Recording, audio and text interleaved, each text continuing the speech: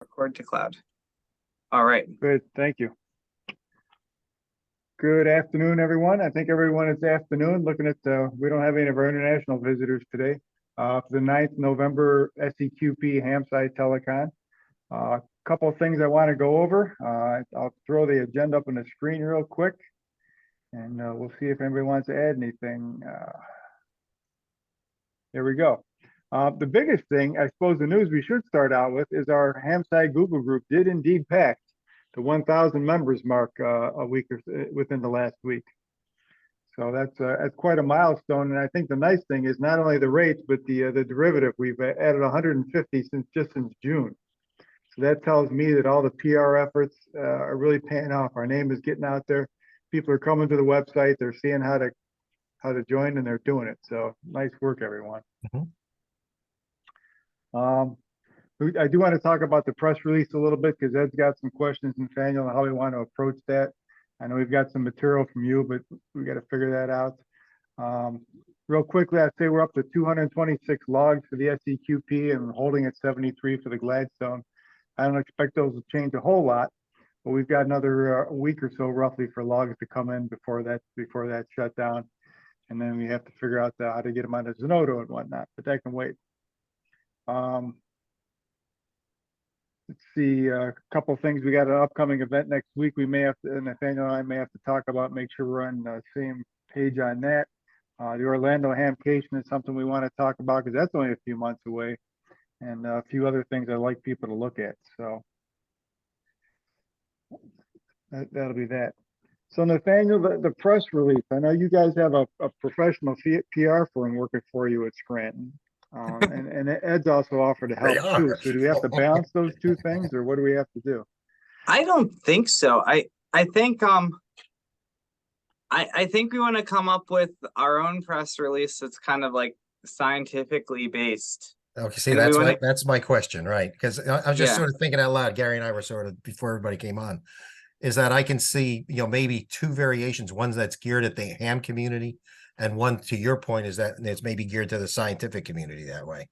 And then if the agency wants to do something that's generic, we just give them some facts and let them write it, that type of thing. So, right. Okay. I think what we want to do is we want to generate some sort of report that says, this is how many people, participated, and, how much data we collected. And we want to make it sound successful. Yeah. And then I think we can show a couple of graphs that are kind of like samples of the data that are, really clear and just totally unambiguous. Because we have to, we're supposed to show, any real scientific claim is supposed to be peer reviewed first. But I think there is a balance of like, you can show kind of like first look sorts of things. I think that's fair to do. And even NJIT did that with their radio telescope out in Owens Valley. So they came up with a press release where they put a cleaned up, this is it. Then it's not really a scientific image as much as it's like, it's more of a, we saw this, but you're not really making any really strong scientific claims. Okay. But yeah, something about like, we made an introduction to what is the Hamside Festival of Eclipse Ionospheric Science, what happened, and then who participated, how many, and then maybe 1, 2, or 3 images. We could do maybe a photo or two from some of the events in the we have the photo album, and then also a couple of actual figures that are just really clear and good data. Suggestions. Yes. Number one, I think your idea of having a couple photos is a good idea. One should be of the annular eclipse itself, and the second one of a station. The other thing I would suggest is, if you are going to have a non-amateur entity write the release, get the university's PR department, their agency, to do it. They're not technical. or they have no knowledge Jay, of. I think the guide is that I'm going to write it. I'll do the first draft. So Okay. Yeah. That's why we're having us write it Yeah. and not them, because Yeah. Okay. we're technical. I wasn't To a sure about degree. that. So yeah, all no, right. I think I We're raised good. my hand on that last week. We're good. We all speak Ohm's law. Yeah. Mary Lou's going to be our science reviewer. She'll keep us honest. Groovy. Sure. She has a way of looking at students when they make dubious claims. Yeah. If I And, could just, I mean, speaking of pictures though, I'm looking at Bill, Kate. Bill, do you have pictures from your event with the Balloon Fest out there? Because I don't know if I recall seeing any. Yes, I do. Okay, that would be great. Okay, because that goes to Jay's point. Sort of public event, we could pull some things from the album. Yeah, we get some shots from around, so station shots, that type of thing. So Sure, I'll send them. I'll send perfect. them to you. Thank you. Yeah, if you sent them, I missed them. Sorry. Yeah. Yeah, it'd be good to get something that shows like broad participation from many different people, and yeah. And there's a little bit of the sponsor in there too, which actually works. So Right. Okay, does that give you enough to go on, Ed? Is that help? Yeah, out a that's little fine bit? by me. Yeah, I don't want to take a Okay. lot of time, but yeah, I can do a rough, and obviously we got a little time to get it out. So, but I'll push on it. So, okay. No, this is pretty important. So yeah, we'll take all the time we need to get Yep. it to make everybody Perfect. happy. Okay, Yep. good, Okay. good. Hey, thanks. Yep. Mhm. All right. We had an open item from Gareth. I don't see he's there this week, so we could skip over that. We'll see him next week. Nathaniel and I will anyhow. So, Nathaniel, do you have any questions for me or anything that you're wondering about before we get together at the Sci Starter thing next week? Here's Gareth. Oh, there he is. Hello, Gareth. Afternoon. We were just talking about you. I gathered. That's why I came online. It sensed must it. have worked. Yep. So, what were your questions for Gareth, Gary? Just if you've had a chance to peruse the Hamside Google group for some of the topics and questions that came up from there. I have not. I have not had a chance, unfortunately, which is really bugging me. I've just been slammed with midterms and other things. So, but it's on my list. I apologize for that delay, because I know the longer we wait, the less fired up people are. That kind of enthusiasm isn't infinite. So, Well, we have some plans in the works, Gareth. So, one plan is, I've already gone through and I've given two talks, one to an astronomy club and one to a amateur radio club this week, where I showed some initial results from the eclipse. And I showed some GRAPE results. I showed some AM broadcast results from Nick Hall Patch. I showed some VLF slides, although I'm not 100% convinced I see the eclipse in there. So I said we're still analyzing this, but I showed what we're still analyzing. I showed some really nice results from the Gwyn Griffiths, Rob Robinette team. So I showed all of that. And so we were just saying Ed is going to write up a press release that is like a follow-up to the Hamsai story, to the October eclipse. And then along with that, I spoke with Rachel Bodeker, and she is interested in writing a paper for radio science that's basically like a survey of the different experiments that have gone on. So that's great. She'd do a section on like the GRAPE, a section on each of the different things. And we may have to somehow come together and get her additional figures, but she could certainly tie in like the AM broadcast experiment. And so I think that's our route, our fastest route to a peer review article. Hopefully. That sounds good, actually. Yeah.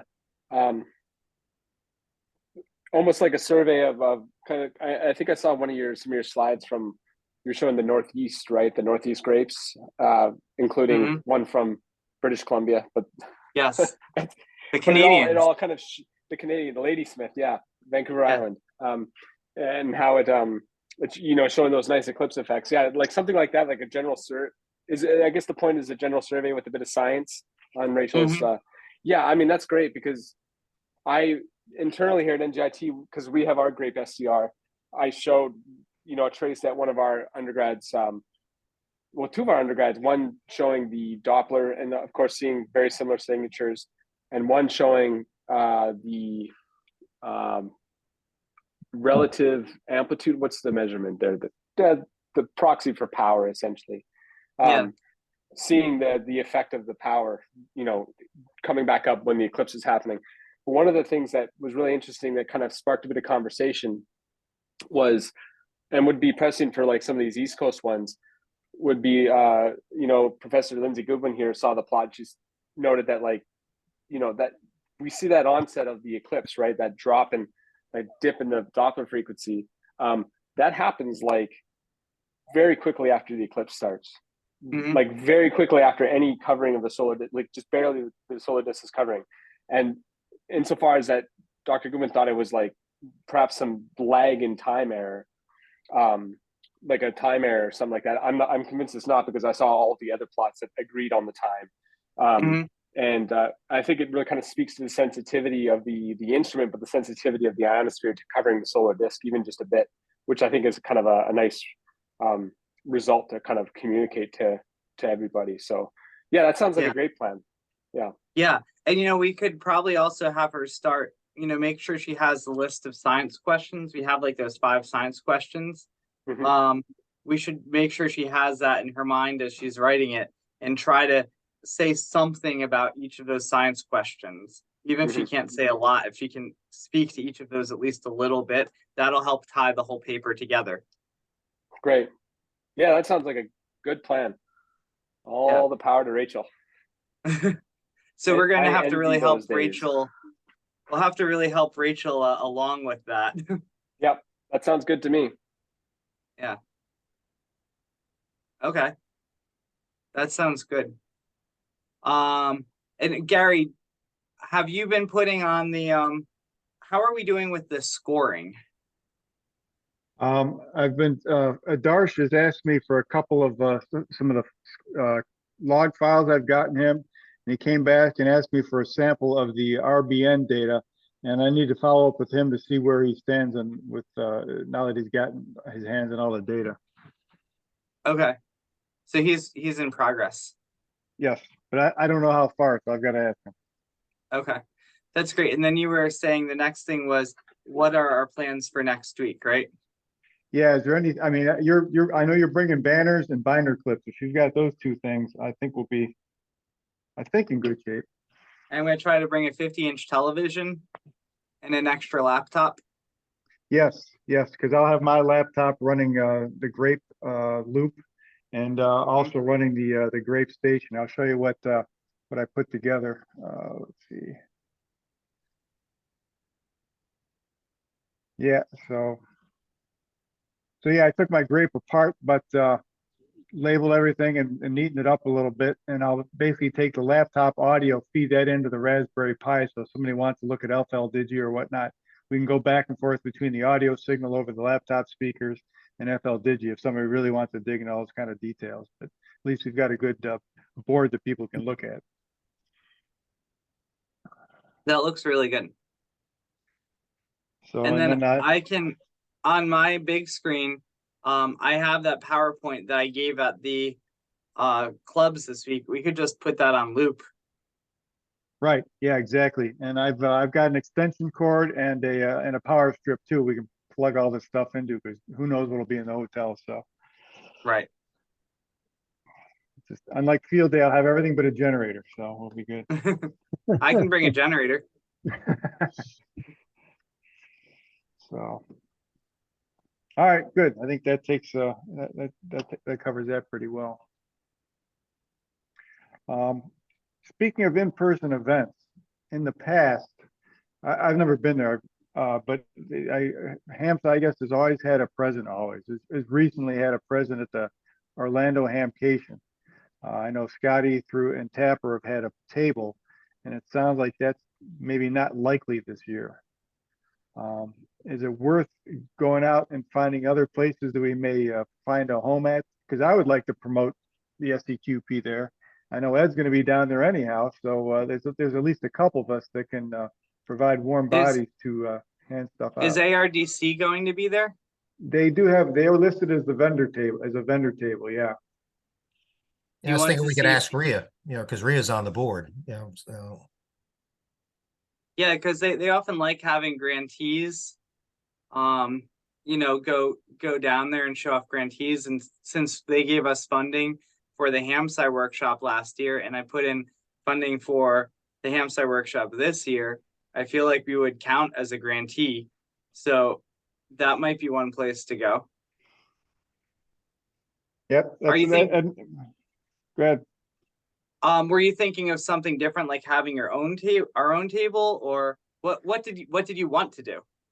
Well, I have no idea since I've never been down there. I have no idea what the scale and scope is compared to Xenia. I mean, I don't think we're going to have 30,000 people in Orlando, so it's hard to justify $500 or $600 a table. But I've never haven't been there. I'm not quite sure what's possible. Yeah, I think I think too. I think it really depends how much of an effort you want to put in. We probably, if you wanted to go and hold down a table, and if there was still time to plan for that, I probably do have the funding where we could send you down and do that level. If you wanted to more just tag along with ARDC, and then you don't have to be there at the table the entire time. It's a little less of a commitment. And then you get to hang around the ARDC people a bit. Maybe that's so. I think, let me know what you would prefer doing, and then I think I could probably support either one. Ed, what do you think about the time? Because me, just like a date, and I spent the whole time there at the table. I had no problem doing that. Yeah.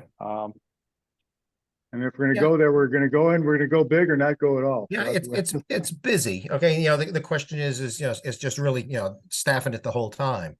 So from that standpoint, I mean, and if we've got a good story, obviously, in terms of what we want to do, prior to the April event, I mean, that might lend itself to, to setting up a table. So. And the thing is, if you do set up a table, you can always, we can do what we do at Dayton too, where you say, all right, Hamsci's setting up a table. Who's coming, and you can just put that on the listserv and see who wants to show up. And yeah, I've got my whites already packed, so yeah, I think that'd be my preference. If Hamsci would fund the table, I wouldn't worry about the rest of it. But that way we know we've got a home. We can fund a table. Yeah. All right, let me look into the Hamcation website. We've got a couple of days. We'll be together next week. We can talk about it, and then we get Salisa to pay for the table, and then we can move forward. So that'd be good. Wonderful. Yeah, we can reuse some of our posters and things like that. I can put those in a mailing tube and take them with me down in a plane. Not a big deal. So yeah, that's great. And one of the things NASA wants is they love, we're funded as a citizen science project. They want to see that sort of engagement and things like that. So we're able to give that to them.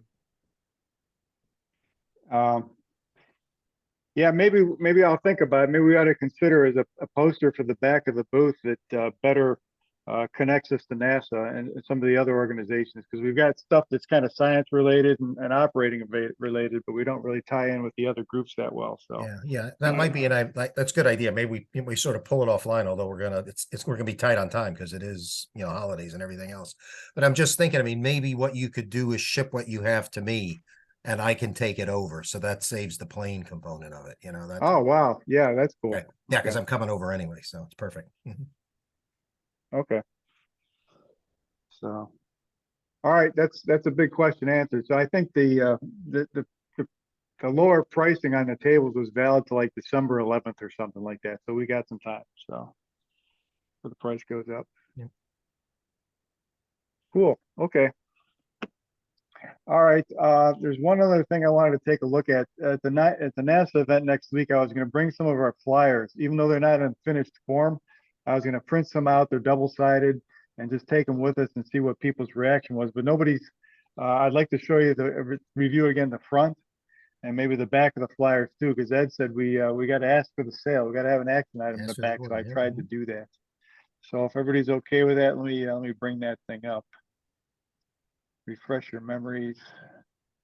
It's done.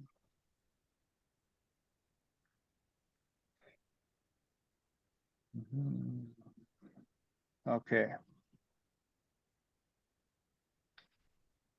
So this was the front of the flyer with, of course, Hamsai across the top. A little bit about what we're about and what we do. Because if a ham, these are for, things about hams or others who've never seen us and don't know anything about us. We do a fair amount of operating, building, programming, developing new technologies. That's part of our mission statement, and education and stuff. And I like the one another statement just because it's been said in the past. Hams learn from the scientists, and the scientist learns from the ham. So it's a nice little circle of learning there. So I try to get that across. Just a couple of pictures on some of our recent projects, pulled, of course, off the website mostly. Solar effects, our weather stations, and TID research and stuff. So that's exactly what I had a couple of weeks ago. So if you look at the back of it, this is where Ed said, hey, we need something on the back. We got a piece of paper, we got to use the back. So that's a good point. Same header, but I just thought, upcoming events and activities. We get the SEQP coming up with a date. Yep. Get people to build more grape 1s because we don't have the grape 2 ready yet. Those were two of the asks that I thought about. And the third one is going to be about the Hamsai workshop in 2024. Is this the kind of thing you were thinking about, Ed? Am I heading in the right direction? I'm just sort of looking really sort of how to join our mailing list, that type of thing, perhaps at the bottom, so so that there's another place that you can go to join us, that type of thing. So.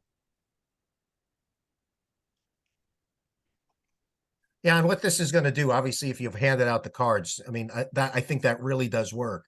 But a lot of people have asked if, with presentations, do you have a handout?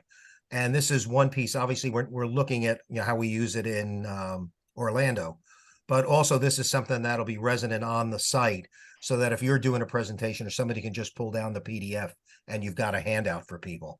So and obviously we can modify it, coming out of Orlando.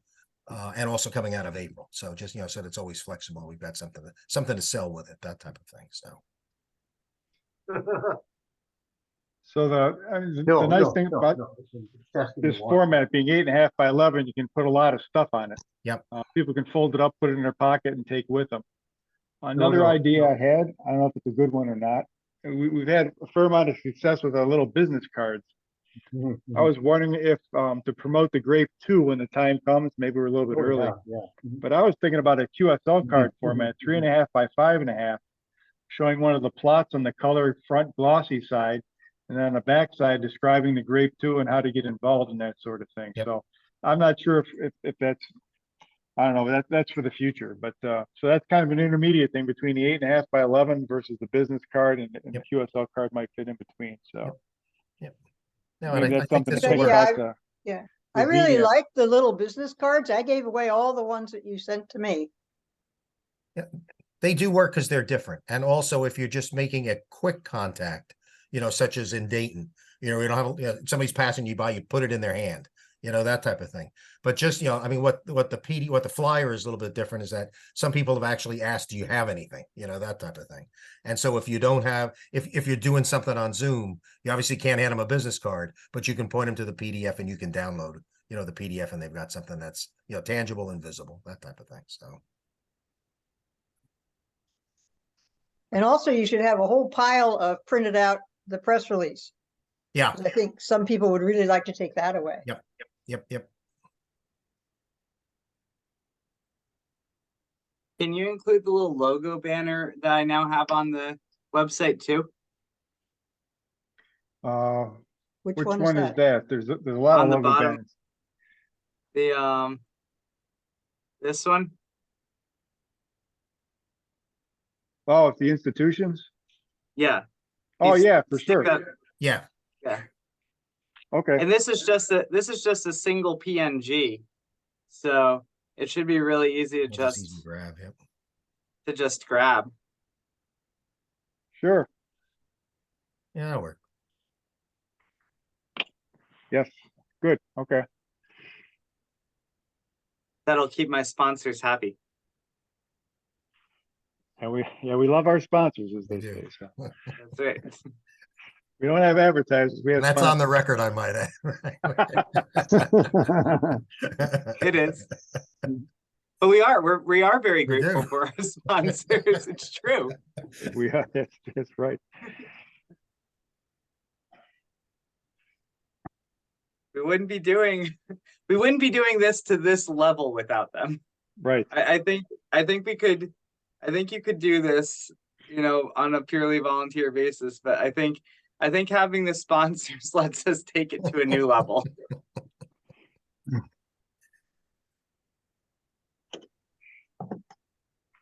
All right. So that was about it for what I had. That covered a lot of stuff in 30 minutes group, so that's pretty good. Is there anything anybody else wants to bring up? Questions, comments? Yeah, Covered. I'd like to take a step back and see. I know that a couple weeks ago you sent me some things to review about like positions, and I don't think Yes. I ever did that. We never talked about that, so maybe we can talk about that, and maybe also think about how we're going to meet some of our really important goals. We've been doing a really good job with the PR, but I think we still need to keep coming back to the science and like the education and the participation. And so for instance, like when I gave the talk at the Lackawanna Club the other night, they're like, do you have anything that's like accessible for, they were looking for like a Zooniverse sort of thing where it's like you give them a really well-defined task to do. And I'm like, we don't really have any of that with our data. You have to really know how to like use Python or know some really advanced things. And I don't know if we can figure out how to address some of these issues, or I feel like we can eventually, but I'm not sure. I mean, this is the kind of stuff we'll be talking about next week too, right? I would think with the citizen science folks will be with. Yeah. But what So was I mean, what was what's the that? term you mentioned of Zuna? Who? Zooniverse. Zooniverse. Astronomy. So I think the see if I can bring this up. Zooniverse.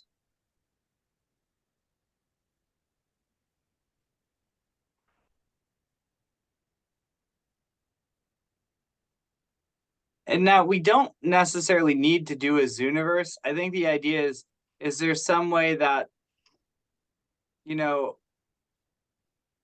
people, I don't know that we're doing a good job. I'm uncertain. I don't know if we're doing a good job reaching a lot of people. There was another person who sent a letter saying that they were operating a grape, and I don't know, they felt like they for some reason felt that we were just like this smaller closed off group of people, and we weren't as open to new people as we could be. And I know we don't mean to be that way, but maybe because we do kind of have like a tight agenda and we are more advanced, and maybe new people on the call don't know how to get in. So I'm not sure how to address that. But what Zooniverse is, from what I understand, is like they'll provide you data in a very curated fashion. So you have like they might have different types of galaxies, and they might want their participants to classify it. Is this a spiral galaxy? Is this this type of galaxy? Or is that that type of galaxy? And it's just a little easier to it's just really set up for someone who's very new. So they do provide first a tutorial. Here, we're going to show you 20 galaxies and talk about each one a little bit. And this is how you would classify these 20. Now you try the next 20 and see what you come up with. And if you do well, they say, okay, you've been accepted. You do the next 1,000, go for it. And if you don't, then you have to cycle back. And part of the reason is that there are many more galaxies than there are astronomers. And so there's lots and lots of pictures that have never been classified by anybody.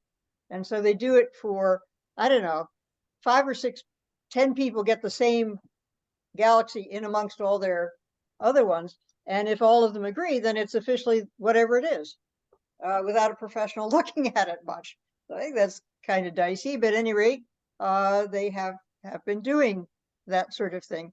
And one of the things I think was interesting that they found out some years ago is that if you have a spiral galaxy, then the arms trail. And they asked, is the thing turning mostly clockwise or anti-clockwise? And people would write that down. And then they found that there was they expect 50-50%, right? And then they found that when somebody looked at it, well, it's more like 40-60.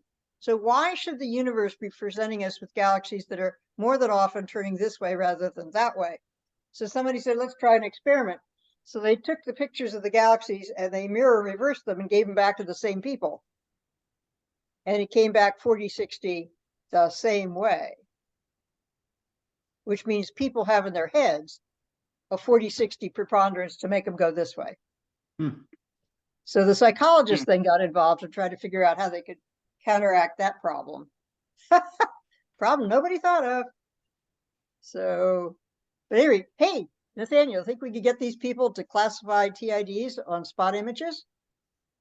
They certainly can. I mean, that actually is the kind of classic sort of, Zooniverse thing.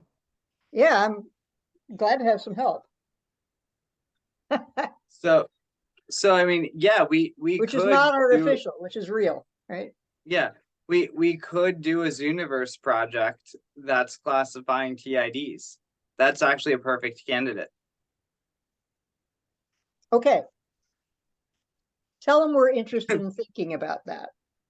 Okay, and this is useful, yeah, so because we might see the Zooniverse people next week at the SciAct meeting, and we could learn more about what it is, what we'd have to do in order to set one of these things up.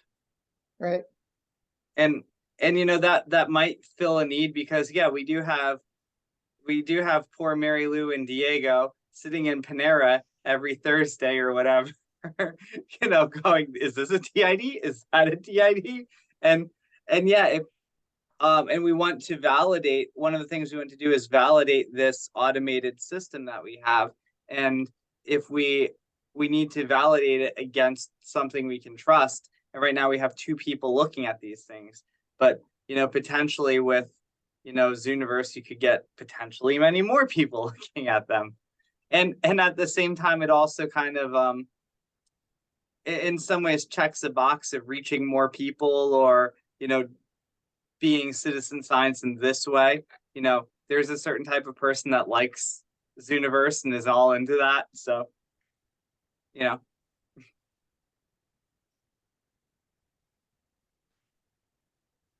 I think maybe next week we can talk about that. Yeah, please do. Yeah, Nathaniel, I guess, like the data processing that you want to do to have people assist with, it's going to be different for, different projects, isn't it? Because I mean, what I'm working on right now with the AM recordings is quite different. And I could certainly see, like having generated some of those carrier sleuth files like you were using for your talk. That just being able to sort of go through, well, first of all, like the actual the monitor who recorded the files is in a location where the eclipse ran over a certain time period, and like you could just say, well, I go through all the files at the different frequencies, and there's 110 frequencies or something like that, zeroing in on the time of the eclipse just to see if in any of those, frequencies, there's an obvious sign of, the carrier trace increasing in intensity. But as I say, it would be different for different projects. And the other thought I had is this may be something that you probably may want to sort of concentrate on more after the April eclipse, because, you know, like right now you're still, you know, floundering around with actually, you know, sort of getting something preliminary out of the data. But very soon we're going to have to be thinking about what they were doing for the April eclipse, and, you know, Yeah. going through the same routines of publicity and so forth, you know, which have not much to do with science.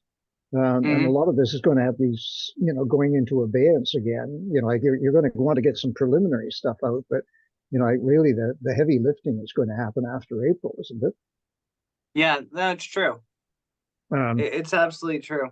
Yeah, and you know, the one of the main things when we first started discussing doing both the eclipses, even though the funding bodies weren't actually that interested in the annular eclipses, that discovering where the pitfalls were in, you know, like our approach Right. to the eclipse recordings and so forth, and that should be something that we should be working on right now. You know, like I know I have some pretty pretty reasonable ideas of where I personally, you know, went wrong, and some of the other people who are doing recordings as well. So hopefully we'll have learned something from that, but I assume it's the same through all the projects. Yeah. And you know, that might be something to concentrate on a bit more at this point, is just to say what can be done better, or properly at all, you know, like the next time, because the next time's coming really quickly. Yeah. And I think that's all a really good point. Yeah. Okay.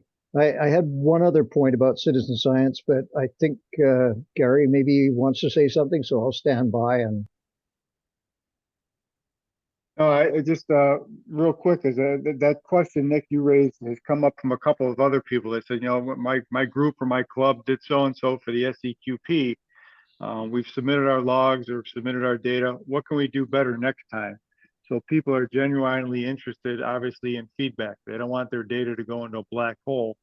And I think that goes to what, like you said, Nathaniel, if people maybe come to a call and we've got a full agenda, they don't get a chance to ask a question, and they don't get any feedback, and they may go away discouraged, which would be very, very unfortunate. So I think ties everything together. But Nick, go ahead with your comment. Gary, I saw you had your hand up too. Let Nick finish with his thought, please. Okay, this is actually, you know, sort of a little off on another tangent, but when I was putting those figures together for you, Nathaniel, I had to speculate as to the identities of a couple of signals that were on those traces. And I went through a process to do that, which, yeah, could be seen as scientific, but I, you know, like I realized after the fact that, well, I had something to deliver. I just sort of did it. You know, I really might, you know, like I know what I would put down as guidelines as far as documenting how this was done. You know, like if some, you know, sort of real smart cookie had sort of stood up in your talk and said, how did you identify those stations? They're just carriers. You know, like you wouldn't have had anything to fall back on. I might have done a bit better job, but even then I would sort of say, well, oh geez, yeah, what did I do? You know, to sort of come to that conclusion. It was already several days ago. You know, and yeah, so, some of the citizen science guidelines of the people who are a little closer to the, you know, to the main data gathering might be helpful as well. I don't know if such things exist, but, you know, like I'd like to do a reasonable job, and I'd like to be in a position to say, when somebody questions something, which, you know, science is all about questioning, you know, like, well, how did you come to that conclusion? Or why does the data look like that? You know, that you say, well, geez, sort of made sense at the time, is not really an appropriate answer. So anyway, I'm sort of just throwing that out as a, you know, sort of either something to think about, or if, you know, like if you say, well, just go to this website, it'll tell you all about it. You know, like I'd say, well, great. You know, like I don't have to reinvent the wheel.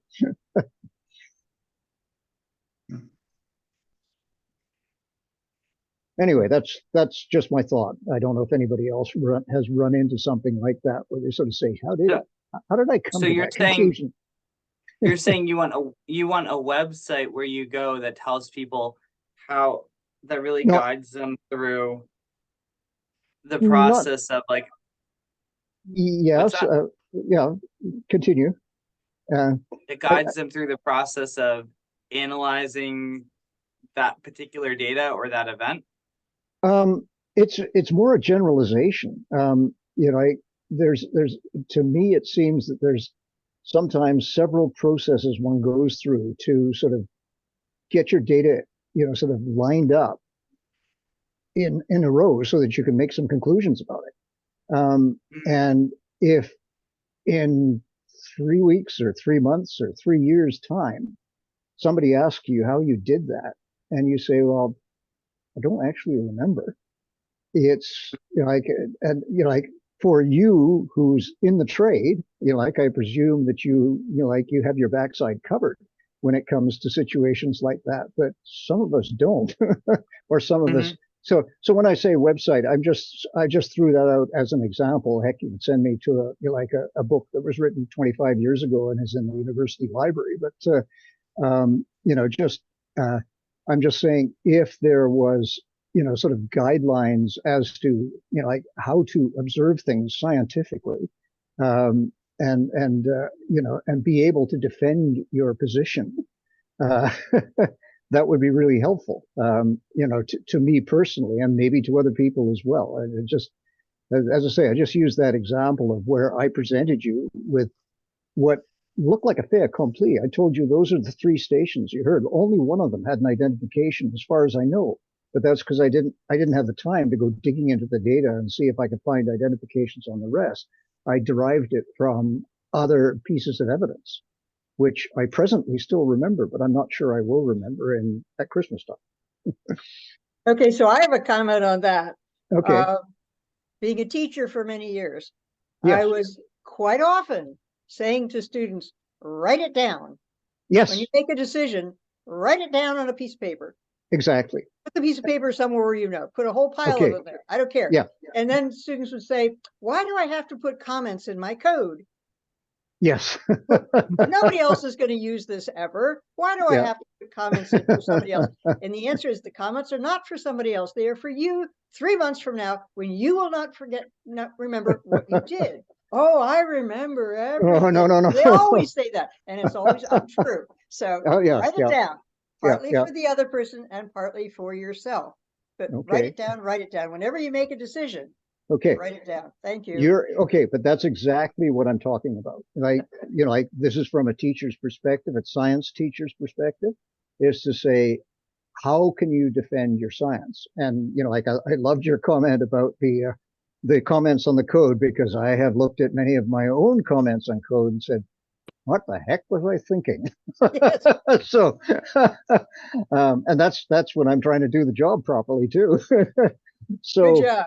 Yeah. But I mean, okay. If you again, you've obviously thought it through, but I mean, if you have a cheat sheet, or there's a general teacher's cheat sheet, then that would be really great, just to say, because, what you say makes perfect sense to me. And it is something that I thought after the fact, I better write this down. And here's 1 or 2 other things I probably should have done to make sure that what I was saying was actually something defensible.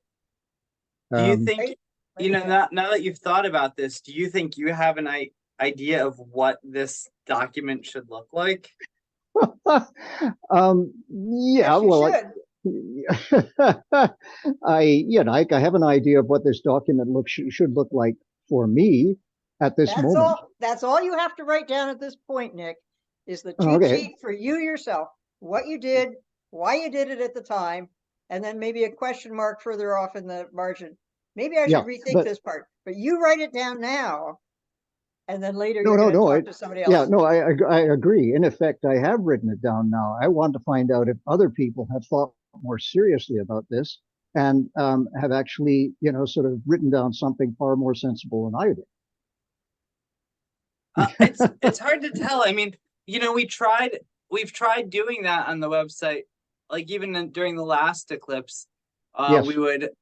We encouraged people to submit wideband recordings or post data to Zenodo. And on that website, we said, please write down all the things that you think someone would need to recreate or understand what you're using in the future. And we tried, I tried to do that. Yeah. Is that effective? does that? That fills the bill for the final, like the final dump of data. Because I know you have, talked to me about that because I put up a bunch of data into Zenodo, and we got all those details. But the fact remains that it's just, like for people who are coming into this fresh, just the idea that there is a way of thinking about everything you do, not just the final data, because at some point, like there might be something about how you record the data that you never thought, to write down. Anyway, it's obviously something that people have thought about, and I will go, like I'll invent the wheel my own way. I was just, that I hate reinventing the wheel. If somebody else said, "Oh yeah, this is the standard cheat sheet," so okay, I'll shut up now. Okay, to back up what Mary said and what Nicholas is talking about, I had another topic on, but now I wish I would have known this topic was coming up. I would have brought a good idea, an example. As 20 years as a traffic homicide investigator, I worked crashes and did accident or crash reconstruction from everything from cars to boats to trains to buses, whatever. If it collided and crashed, I worked it. People were killed in it. I worked it from start to finish. I had the basic accident reported crash report was taken by the first arriving officer on the scene. They would contact for a homicide investigator to come out. I would respond out. We would lay out all of our information gathering, document, take photos, measurements, do everything in the world. And our report, by the time it was submitted, sometimes was well over 50 pages, up to 100 pages, according to how many people we had. But why I'm getting to this is in my garage in storage is I was an instructor at the Academy and at the University of North Florida, IPTM, Institute for Police Technology and Management and Training. And I still have my book and my guideline on documenting everything. And it might be something that can be, Nicholas can use as a guide. If I can find it, I can scan it, send it to him.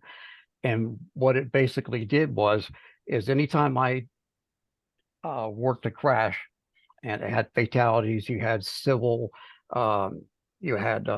cases, you had criminal cases, you had depositions. I had court cases. I was certified as an expert witness in court and in Florida. And every time I get on the stand, the first thing is the attorney would come up and they would go through this reconstruction of everything that took place. And they would say, "How did you do that?" And then I would say, "Well, I did it like this." And he says it says here, I see that at the beginning of the, say a car, for example, at the beginning of a car, it says here that when he applied his brakes, and you estimated that he was doing 75 miles an hour when the posted speed limit was 55. How'd you come to that conclusion?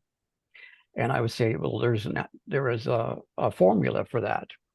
And okay, he says, "I don't see that formula anywhere." And I several other places. He says, "Can you kind of explain it?" So I would talk about coefficient of friction, drag factor of the roadway, the length of the skid mark, whether or not they had anti-lock brakes or not anti-lock brakes before those started coming into play. And then he would say, "Can you go to the blackboard, put the formula up and show us how you got that number?" So I would do that. I go back to my notes that I had. I had the official reconstruction report that was filed, and I had my own raw notes. And I would go and I would ask, "Your Honor, can I reference my notes?" And they said yes. And I would actually do the whole formula on the board and show how I got the number. And then he would turn around and he would basically say, "No further questions." but I documented every single thing, every single step so that I could recall it just like it was yesterday. You know, a year, 2 years, 5 years down the road, especially, you know, criminals pretty fast. Civil cases went a lot longer when there's death involved. But there's a manual that was created, and it's basically got how do you lay out a traffic crash or a crash reconstruction, and what notes you should take, what you should document, how you should go about it. Maybe Nicholas, I can scan it, send it to you, and you can, instead of reinventing the wheel, maybe you can have some little information to see how it was laid out, because it held up in court, and I never lost a case over 540 cases that I had that went to trial. So Yeah. that was, Okay. Yeah. No. And I think that's, you know, like you know, as you were saying that, I said, yeah. And I, you know, like I did actually work in science. I was a technician, and you know, I did have to back up stuff a lot. But you know, it was a lot easier when you said, you know, I've got to do, you know, like the next hour, I'm going to have to make sure that every piece of, you know, like that I put in this, that I'm going to present to a scientist about how this piece of equipment's working or something like that. That's okay. It's all payable time. I'm a volunteer, and the people I'm dealing with are volunteers. You know, so you know, it's one thing to say this is payable time, and if it's going to take all afternoon, well, that's fine. It's another thing to say you're dealing with people. Sometimes some of them retired, and say you got to act like you're employed here.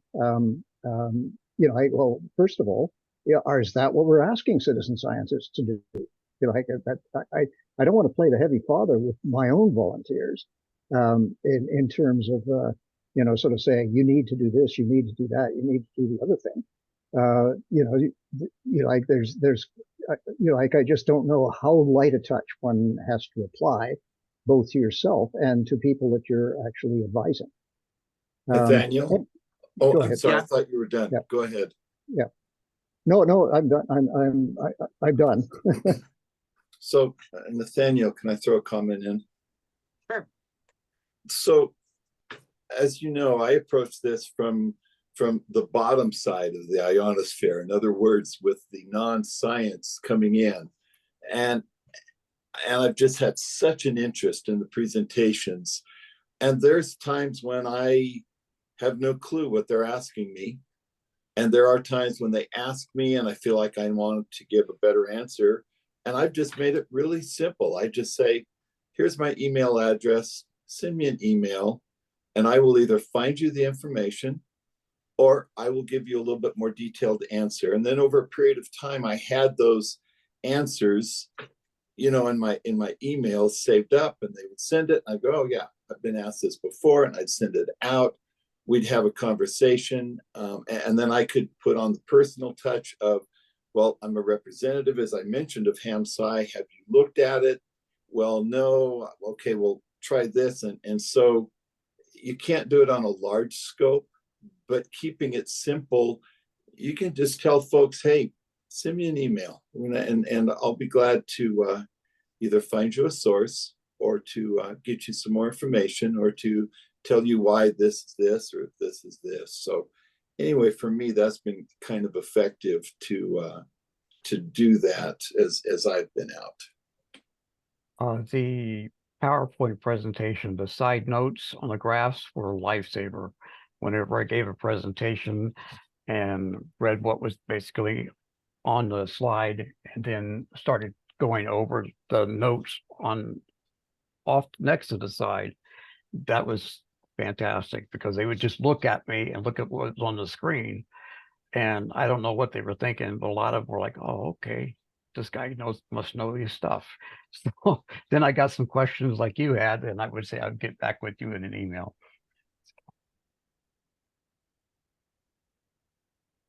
Well, we've certainly had some Think about interesting discussions the last 3 weeks. As I was taking notes a couple of weeks ago and then reviewing Mary Lou's presentation from last week and listening to this week, if we were a formal business, a larger and more formal organization, I'd say that we're about due or time to do some sort of strategic planning.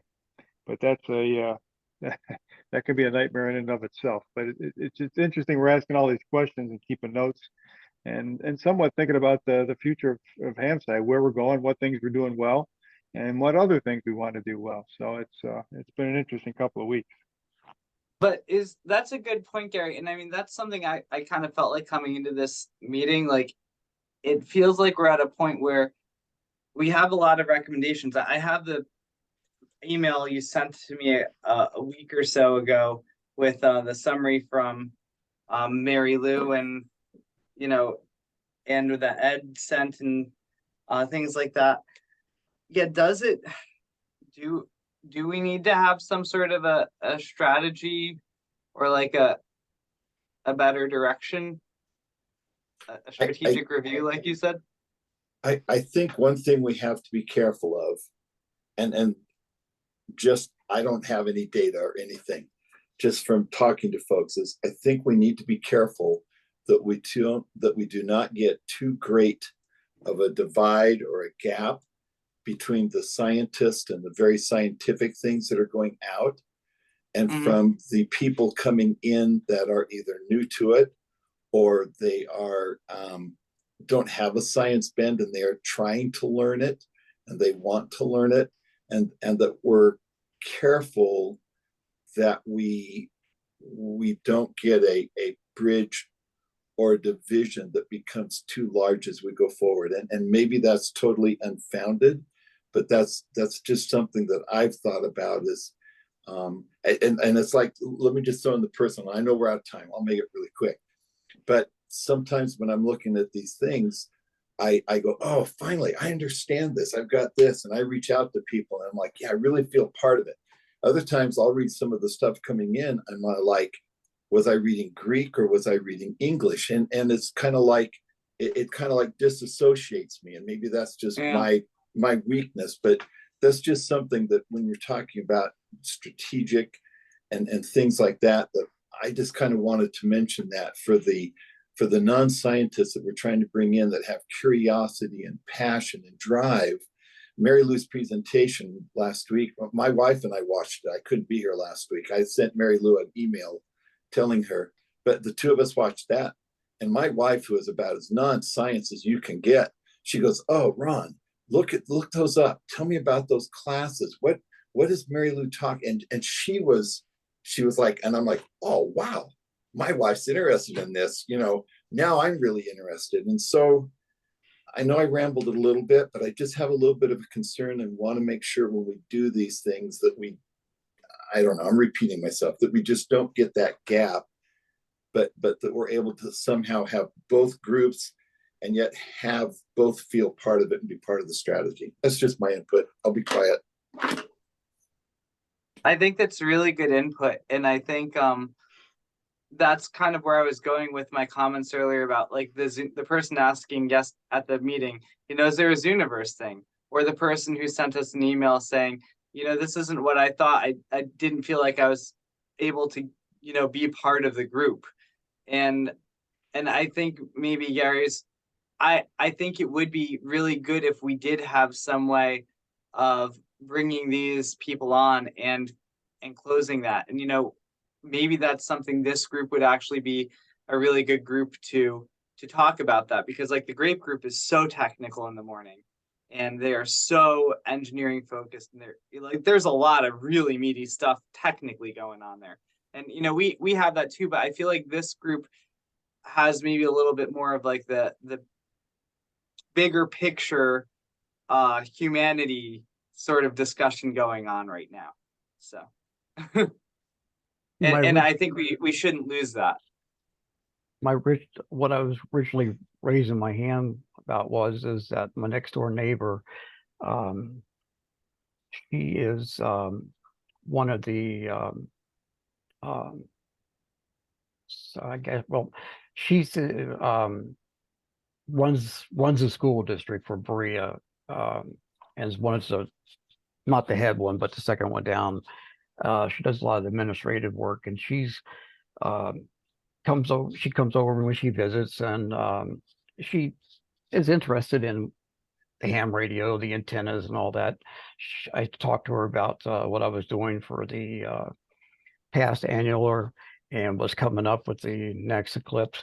And she is wanting to try to set it up so I can meet with some of the STEM teachers in Madison County and also in Lexington, which is Fayette County.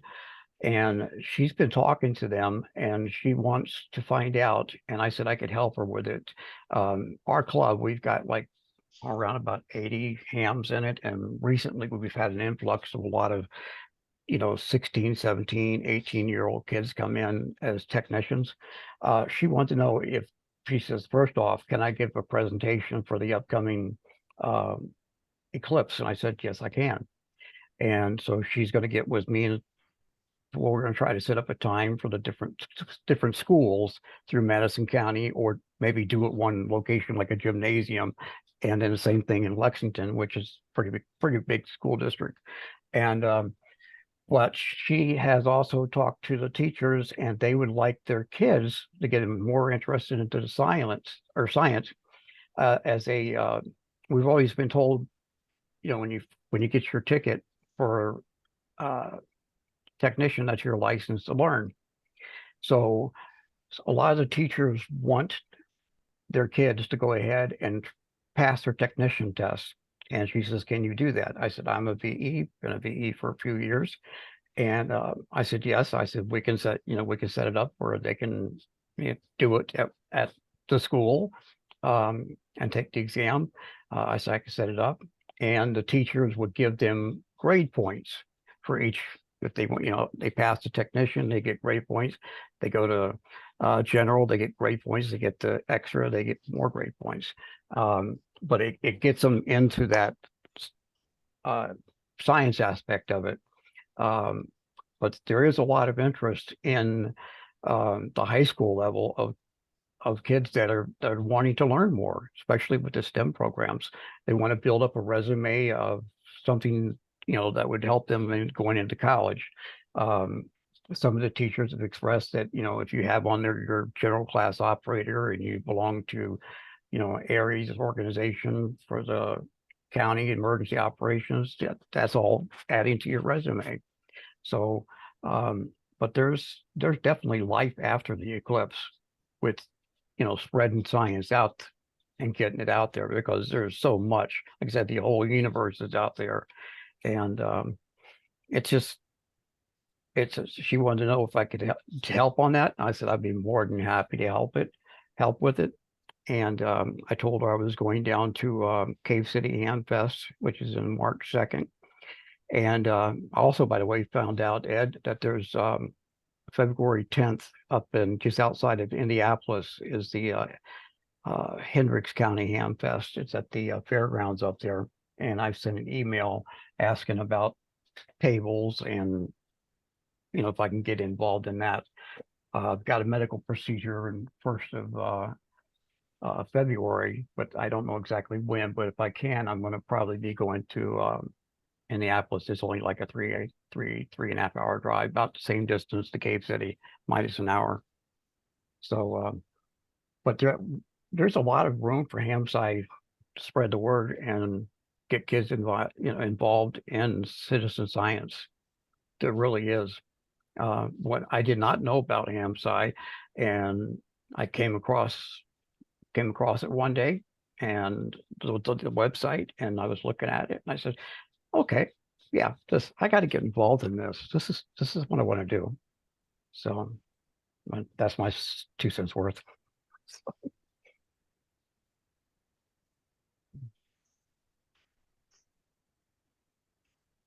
All right. That's great. That's good information. I mean, it's a good outlook, Gary, to be helping them with the STEM stuff. Along those lines, I just got an email real quickly about this science activation group next week, and the 3 things they asked us to bring. One of which was 20 copies of a one-page handout about your project with contact information. Second thing is a QR code to your project website. And the third thing was business cards that are easily shared. So I think we're going to be in pretty good shape. So what the heck? We pass in the marketing department. Yeah. So quick run to Staples and I'll have a pile of flyers, so we'll be good. All right, it's getting a little late. It's about 10 after 5. A lot more notes to take and add, and now we're thinking strategic planning. So that's the wheels are starting to turn a little bit there. So is there anything anybody else wants to add before we sign up? Hey, I just want to say to everybody, have a great week and a very happy. It's not Thanksgiving next week. Okay, strike that from the recorded record. I have nothing to say until next Thursday. I'm done. Well, I was going to say happy Thanksgiving, but I'm getting ahead of myself. But actually, we're not going to meet next Thursday, are we? Nope. Oh, that's you're right right on the block. You're right on. So yes, happy Thanksgiving, everybody. Yeah, see, I knew that. Happy Thanksgiving. Yes. Last thing is my daughter with the tablecloth. She took some better pictures. She figured out how much everything would be. She's going to provide free shipping if anybody wants one. I just want to get permission to post it in the Hamside group. Just a link to her Etsy shop. That's Go all. for it. Hey, How much is one gonna cost? Did you memorize that number? Yeah, she said that she figured $55 free shipping. And do she's got e-commerce in pictures. Orlando. Look at this. So, Or actually she's in West Ashley, South Carolina. So, but yeah, it's her business and she likes doing it. And it's what she did for me was, well, I'll show you what the pictures she took look like, or if I can do a screen share real fast here. While Gary's doing that, good luck in the contest. A week from this weekend is ARRL sweepstakes sideband. yeah, Yes. Very true. that's it.